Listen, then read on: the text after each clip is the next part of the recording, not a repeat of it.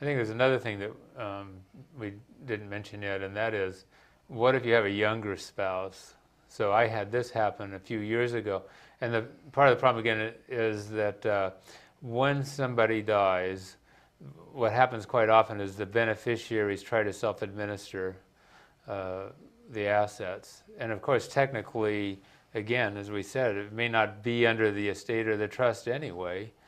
Uh, but they don't go and consult. They don't go and get advice before they take these actions. So anyway, I had the situation. It was an older gentleman that married a younger woman, second marriage, like you said. It was okay with him for her to have the thing. Well, she immediately rolled it over into her own name. The problem was she was under age 59 and a half. And so she comes to me and she says, "Well, I want to take this money." And well, you know, you can take some money, but it's very limited. It has to be, again, a life expectancy type of a computation. Otherwise, you have a penalty tax that applies. And she was very upset. And had she gotten advice, a planner would have told her that she could withdraw money from the plan as a beneficiary without penalty, Right. as she wanted. And then once she reached age 59 and a half, because she was the spouse when he died, she could then do her rollover at that later date. Right. And she wouldn't have been penalized as before. Another example, Mike, of when someone should not do a rollover is when the surviving spouse is older than the deceased spouse, and the deceased spouse is under age 70 and a half, because the surviving spouse will not be required to do any minimum distributions until the deceased spouse would have reached age 70 and a half. And so they can hold that money in that account longer. If they do the rollover right away, then they'll have to start taking minimum distributions when they reach age 70 and a half. Right. And unfortunately, if you call the mutual fund companies, or oftentimes you talk to your broker, they're not familiar with these rules. Everyone just knows spouses do rollovers. And they don't really talk to a tax professional about the consequences of that. Right. So what it comes down to is you will have different consequences in different scenarios. Depends. It's very much a case by case situation, because again, if the spouse has lots of assets, then they don't need to take the distributions. Again, maybe they had a life insurance policy or something like that that's providing funding for them. But otherwise, maybe they need it, and so then they'll want to do it. So anyway, you really have to look at the case facts in each case when you're trying to. Another example too is sometimes the surviving spouse doesn't need this money. And remember what I said when we're looking at our general principles, the second principle was younger rather than older.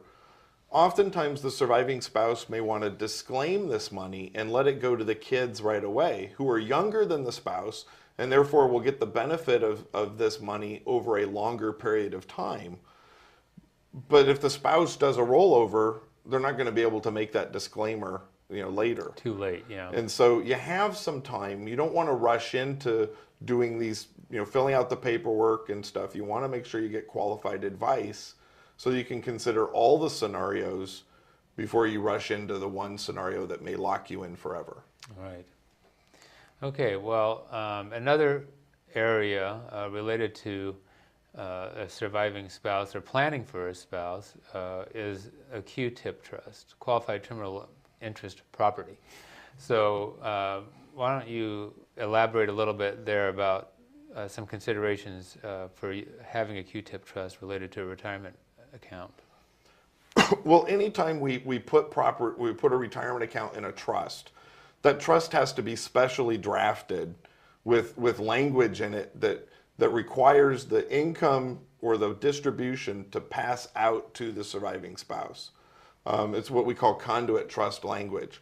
Now, we use the Q-tip trust so we can qualify for like a marital deduction, on our estate taxes, make sure that we have the property not being taxed right away.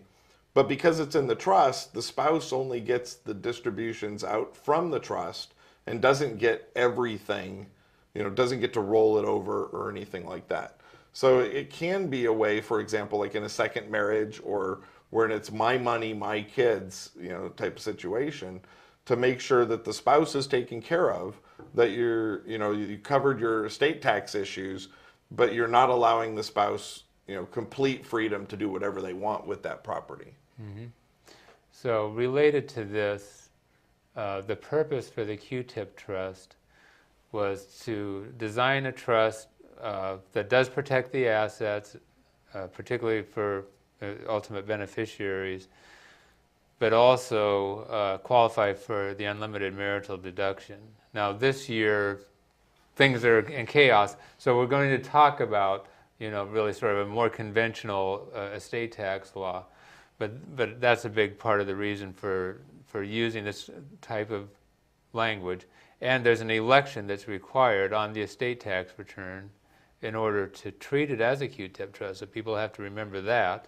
It doesn't just automatically happen. Well, and sometimes it's not even, we don't have clients necessarily who even get to the Q-tip trust that need to take advantage of this. For example, a client may own a house and a very large 401k. Yes. And that's all the assets they have. Yes. Well, if you leave the IRA or the 401k directly to the surviving spouse, you may not have enough assets to completely fill up your estate tax exemption trust. Right. And so in that type of situation, we may want the credit shelter or the bypass trust to be the beneficiary. And what we do in our office oftentimes is leave it to the surviving spouse with a disclaimer provision back into that trust so we can analyze at that time, which is why we don't want to rush into making decisions. Yeah. But this allows the surviving spouse to kind of look at all of the options before making a decision and protecting that asset from estate taxes if that's the only asset we have to fulfill it. Yeah. So we're talking about choices that you make before a death and choices that you make after, and so and you're trying to provide that flexibility for people to have more choices afterwards.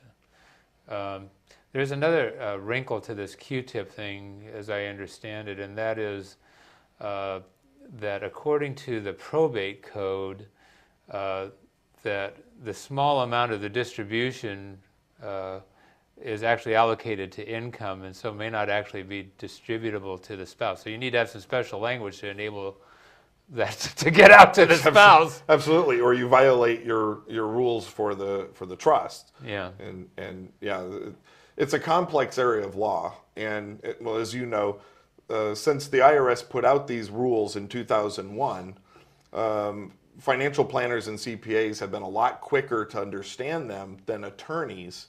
And we still have problems in this county with attorneys not understanding these rules and regulations. But even then, the IRS has had to put out 7 to 10 private letter rulings a month trying to explain what these mean and how you can use them. So it's an area of law that's constantly changing. And you want to make sure you're getting the best advice at the time you're doing your planning, because the rules may have changed from 1 year to the next. Okay. So another area that we talked about, of course, a big consideration is children. And so what considerations do we need to think about related to children or other beneficiaries of a person that's making an estate plan that has one of these retirement accounts? Right. Well, obviously younger rather than older, and most of the time clients treat all their children equally. And they're not really factoring in what type of job they have or something like that. But we do want to think about, is the child likely to stretch this out, use it over their lifetime, or is this going to be all out at once so I can buy a Cadillac Escalade, a big screen TV, and then there's no money left, right? Studies show that beneficiaries who receive $500,000 or less will spend it all in 18 months. And some will spend more than what they receive and get in greater debt than they ever were before.